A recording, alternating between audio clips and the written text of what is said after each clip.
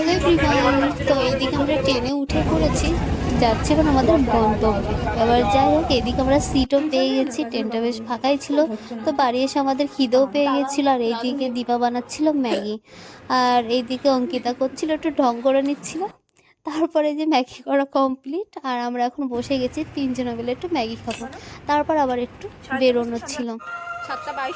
তো যাই হোক, প্রথমে যাবো না করছিলাম, তারপর এদিকে রিয়াঙ্কা ফোন করছিল, তারপর আমরা রেডি হয়ে চলে এসেছিলাম ছট পুজোর অনুষ্ঠান দেখতে। তো এই যে আমাদের ট্রেনটাও এসে গেছে, এখন শুধু ট্রেনে ওঠা বেলা। আর এরা এমনভাবে কেটে সামনে থাকে মনে হয় ট্রেনটা কখন হয় ভিড়। যাই ট্রেনটা ফাঁকাই ছিল, তারপর আমরা নেমে গেছিলাম কাঁচরাপাড়াতে। আর এই যে অঙ্কিতা দেখো 500 টাকা এনেছে গোপনে ফোনের কভারের পেছনে। যাক, এটা নিয়ে একটু মজা করছিলাম। আর তারপরে ওই যে রিয়াঙ্কা এসে যাচ্ছে, এই যে এসে গেছে বান্ধবী ললিতা। এখন হচ্ছে আমাদের যাওয়া হচ্ছে, যে এখানে অনুষ্ঠান হচ্ছে ছট পুজোর উপলক্ষে, ওই জন্য। আর দেখো কত দোকান বসেছে, আমার জীবনে প্রথম মানে ছট পুজো আর কি দেখা, আমি আগে কখনো দেখিনি আর কি এইভাবে। আর এখানে আমি পরে আসবো এই দোকানটাতে। যাই হোক, দেখো কত সুন্দর সুন্দর মানে জিনিস, মেলায় আসলে তো সুন্দর জিনিস হয়। আর এই যেটা হচ্ছে ছোটি মাইয়া, আর এইদিকে এই যে ওদের যে ঠাকুরটা হয়, তো সেটাই আর কি। তো যাই হোক, এই যে খুব সুন্দর হয়েছে ঠাকুরটা। আমি অত বয়ও জানি না কি আছে। এবার সূর্যদেবের পুজো করা হয় সেটা জানি আর কি। আর এদিকে ছোটি মাইয়া আর কি পুজো। তো এইদিকে দেখো রিয়াঙ্কা এটা আমার জন্য কিনছিল, দরদাম করছিল, আমি ভাবতেই পারিনি যে ওটা আমার জন্য নেবে। যাই হোক, ওইসব করে আমরা চলে যাচ্ছিলাম আরও ভেতরের দিকে, যেখানে আরও সুন্দর সুন্দর জিনিস বসেছে আর কি। তো সব কিছু দেখছিলাম, বেশ সুন্দর দুই সাইডে রাস্তার বসেছে। আর আমার না খুব পুতুল ভালো লাগে, যে পুতুল ফুতুল দেখছিলাম। তারপরে খিদে পেয়ে গেছে, তো মেলায় আসলে তো ফুচকা খেতেই হবে। আর এদিকে ফুচকা খেয়ে ধরে গেছে ঝাল।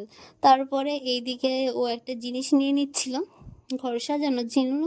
তো যাই হোক, আমরা নিয়ে আবার চলে আসছিলাম আরও একটু ভেতরের দিকে। যত ভেতরে ঢুকছে ততই আরও যেন সুন্দর হবে, মানে অনেক দোকান আর কি বসা। তো এইদিকে পাঁপড়ওয়ালা এত ভিড়, ওনাকে চারপাশে ঘিরে রেখেছে, ওনাকে আর ওখান থেকে চান্স হয়নি। তো যাই হোক, তারপরে আমরা সামনের দিকে আরও এগিয়ে যাচ্ছিলাম, যদি আবার পাই। তো কিছুটা গিয়ে এই যে ঠাকুমার থেকে পেয়ে গেলাম। ও ঠাকুমা, কত করে? 10 টাকা দাও, 4টা দাও। তো এখানে বাচ্চাদের একটা নাগরদোলনা মতো ছিল, এটা নৌকা টাইপের, যাই হোক ময়ূর টাইপের হয়তো ওটা। যাক, এখানে আমরা কিন্তু দুজনা পেয়ে গেছি, দীপা আর অঙ্কিতা খাচ্ছিল, আর আমারটা পেয়ে গেছি। আর রিয়াঙ্কারটা আসলে ভাজতে লেট করছিল, আর এদিকের মুখটা দেখো কখন ও খাবে।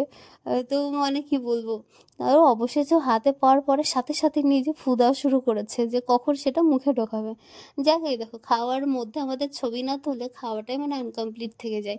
তো যাই হোক, তারপরে বলা বলি হচ্ছিল চল মেহেন্দি পরি, এই করি, এই কি সবাই মিলে থাকলে যা হয়।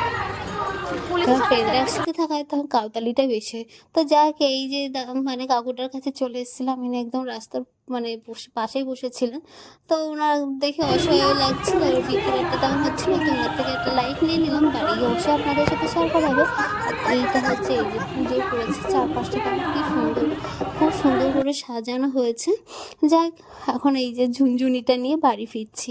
আর এটা কেন নিচ্ছি সেটা অবশ্যই পরে জানানো হবে। তো এই যে আমাদের মেলা ফেলা ঘোরা শেষ, খাওয়া শেষ, এখন আমরা চলে এসেছি ও স্পেশাল লস্যি খাওয়াতে। ওটা ভালোই দোকানটা বলেছিল, তো আমাদের স্পেশাল লস্যিটা খাওয়ানোর জন্য নিয়ে এসেছিলো। লস্যিটা সত্যি খুব দারুণ ছিল। তো ওই যে আমাদের ছবি না তুললে যে আর হয় না। যাই হোক, আমরা এটা খেয়ে নিয়েছিলাম। তারপর এবার বাড়ি ফেলার পাড়া। এবার ওকে বিদায় জানিয়ে এবার এই যে আমাদের ট্রেন এসে গেছে, আমরা ট্রেনে করে এবার উঠেও পড়েছি। আর এই যে ভদ্র মহিলাটা বসার ভাবটা দেখো, ও ভাবছে ওকে ছবি তুলে দিচ্ছে, কিন্তু নয়, তো ভিডিও হচ্ছিল। যে ট্রেনটা দেখো কত ফাঁকা, যেহেতু রাতও হয়েছে, 8:30 মতন বাজে। আর এই যে এটা আমি নিয়েছি ওই কাকুটার থেকে, এটা আর কি লাইট চলবে, আর এই যে ঝুনঝুনিটা নিয়েছে, ব্যাস এই হচ্ছে মেলার কেনা।